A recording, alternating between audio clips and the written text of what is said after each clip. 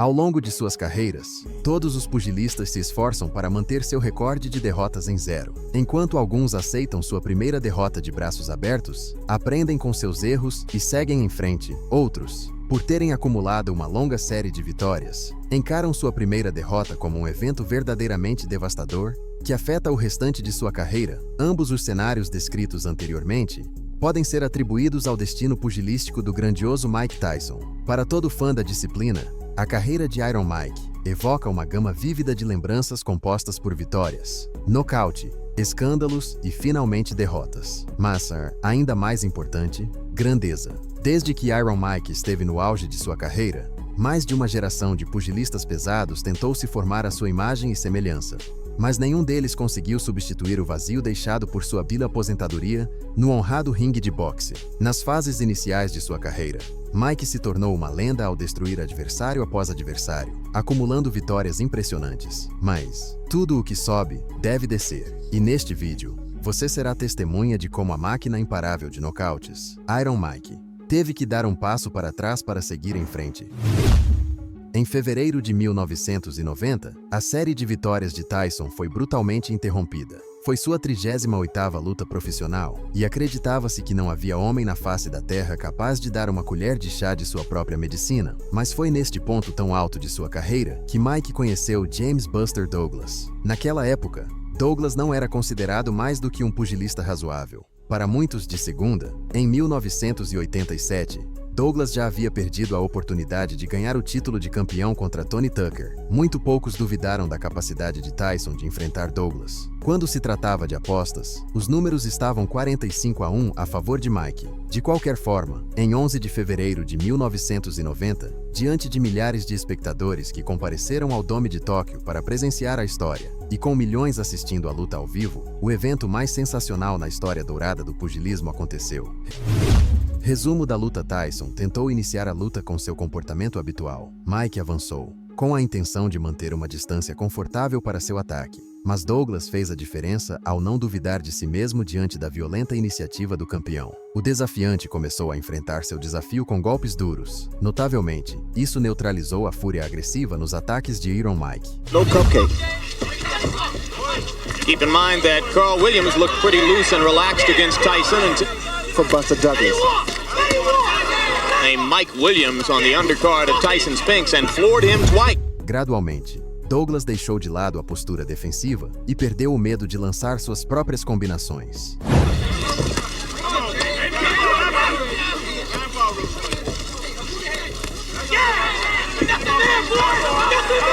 See, Mike has to be careful also because Tyson landing the jab again and Mike. Com o mesmo padrão se repetindo no segundo e terceiro rounds, ficou claro que seria uma luta extremamente difícil para Tyson superar. Films because he takes a move, he steps to his right, give a little angle. Douglas giving as opposed to the one big punch, and that's what Mike. Another right hand lead lands for Douglas. Por outro lado, era admirável ver um Douglas protagonizando a melhor luta de sua vida. O início de cada round era marcado pelas ações ativas de Tyson, mas, da mesma forma, após cada round, o período de atividade de Mike começava a desaparecer mais rápido. Mike estava se colocando em uma posição difícil. That jeopardizes you, put you in a lot of trouble. Douglas accurate with the left and a right by Douglas. What's Douglas doing? He's not allowing Mike to leap in behind the left hook. He landed that one. A man who does most of the talking in Tyson. There was an close to his mother. Right hand by Douglas. Yes. Good left hook Douglas by again with... No quinto round, a habilidade de Tyson só piorou após uma grave ferida no olho, que se abriu depois de um golpe preciso de Douglas. Computations, he has landed almost half of them. Now Tyson lands a jab, which Tyson turned things around against Frank Bruno. Right hand by Douglas lands again. He's been very quick with it. No, Mike, no. No entanto, apesar de estar ferido e da perda de pontos nos cartões dos juízes, Mike ainda tinha uma chance muito favorável de vencer. Depois de chegar ao meio dos rounds programados, Douglas parecia notavelmente exausto. And another right hand uppercut left eye. And that becomes a factor, especially for the very first time. Be in an uproar right now. Here. E durante o 8º round, Mike finalmente sentiu que era o momento certo para entregar aos seus fãs um de seus golpes mais significativos, um temível uppercut. Após o impacto, James Douglas caiu. Here he's against the ropes. I've never seen. And there's a right hand uppercut and down goes. Embora tenha conseguido se levantar, não se recuperou totalmente daquele golpe. Naquele momento, provavelmente, o que o salvou de uma derrota por nocaute foi o som do sino anunciando o fim do round. Durante a contagem de segurança de Douglas, o árbitro chamou a atenção de Tyson, após ele não ter retornado imediatamente para seu canto. Isso atrasou a contagem, dando a Douglas tempo adicional para se levantar, uma ação que até hoje é controversa. Os apoiadores de Tyson ainda acreditam que a vitória por nocaute foi roubada de Mike durante esses segundos, pois, em tempo de relógio, pode-se provar que Douglas permaneceu caído por mais de 10 segundos. De qualquer forma, no intervalo entre os rounds, James conseguiu se recuperar, e o que o aguardava em seguida provavelmente faria com que Mike se arrependesse de não ter ido para seu canto imediatamente após derrubá-lo. Ao retornar do descanso, Mike parecia frustrado. Until that knockdown, the left eye of Mike Tyson's. Up the ropes, Mike would have gone down.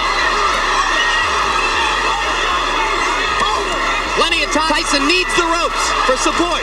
Douglas wailing away. Without Mike Tyson was on the verge of going down.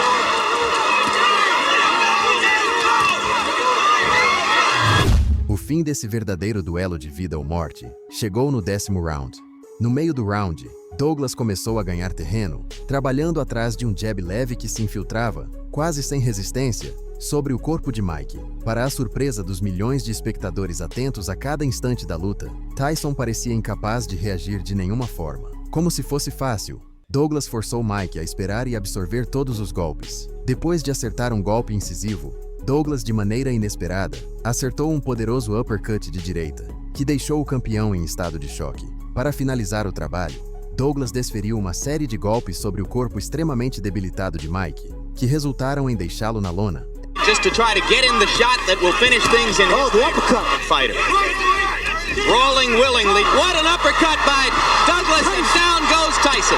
Era uma cena verdadeiramente dantesca. Tyson tentou se levantar e defender sua honra, mas não conseguiu fazê-lo em 10 segundos. Mesmo quando conseguiu se pôr de pé, era evidente que Mike havia se tornado o produto de muitas de suas lutas, um pugilista instável. Diante desse cenário aterrorizante, o árbitro não teve outra escolha, a não ser decretar o fim da luta, concedendo a vitória por nocaute a Douglas. Mas não era um nocaute qualquer, foi o nocaute mais brutal de sua carreira, sendo a origem da perda da invencibilidade do grande Iron Mike. A máquina de nocaute havia sido desmantelada por um ataque semelhante. Até hoje, esse momento é lembrado como uma das vitórias mais sensacionais da história do boxe. Motivos por trás da derrota? Essa derrota não foi nada mais do que o resultado da atitude frívola de Tyson em treinar e se preparar adequadamente para subir ao honrado ringue de boxe. Provavelmente, acreditando ser invencível, Tyson perdeu o foco e se mergulhou em um estilo de vida onde sair para festas era uma constante, sem se preocupar em manter seu corpo e mente suficientemente saudáveis para continuar emanando a energia indestrutível que o caracterizava.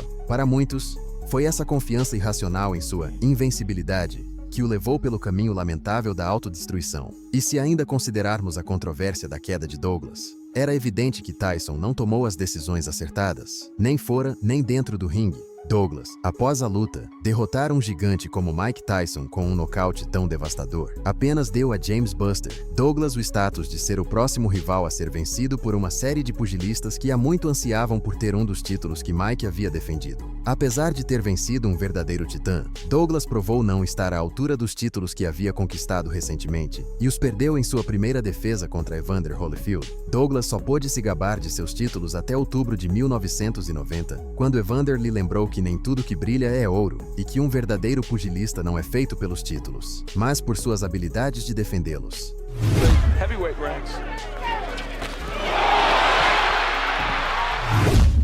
Embora os acontecimentos em Tóquio tenham dividido a carreira profissional de Tyson em um antes e depois, nem tudo estava perdido. Sua aura de pugilista invencível havia desaparecido, mas, de imediato, ele iniciou uma boa série de vitórias que lhe permitiram reafirmar sua posição na disciplina. A besta, a máquina de nocaute, o campeão de peso pesado mais jovem da história, estava longe de ter se perdido em si mesmo. Embora esta não tenha sido sua primeira derrota, nem seu primeiro escândalo. Se você chegou até aqui, agradeço. Lembre-se de que não há melhor forma de apoiar meu conteúdo do que deixando seu like no vídeo. Você é do tipo que acredita que a vitória de Tyson foi realmente roubada durante aquele derrube? Em que momento você acha que Tyson perdeu as rédeas de seu destino e as entregou a Douglas para que ele fizesse o que quisesse com ele? Espero sua opinião nos comentários.